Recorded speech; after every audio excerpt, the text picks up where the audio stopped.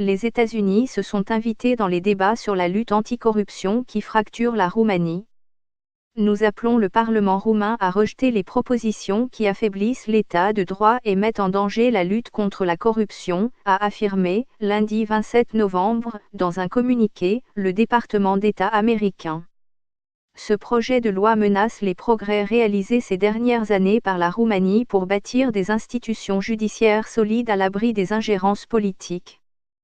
3 projets de loi voulus par la majorité social-démocrate et actuellement en débat au Parlement prévoient de réformer le système judiciaire et de réduire les pouvoirs de la Direction nationale anticorruption, DNA.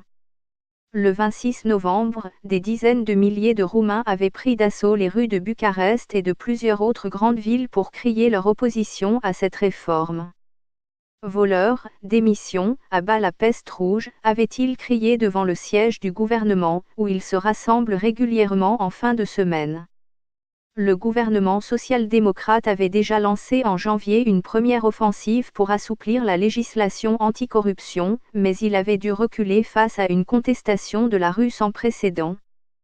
Très populaire en Roumanie, le parquet national anticorruption a lancé, il y a plusieurs années, une opération « main propre » qui a permis d'envoyer derrière les barreaux plusieurs centaines d'hommes politiques, députés, ministres et fonctionnaires publics.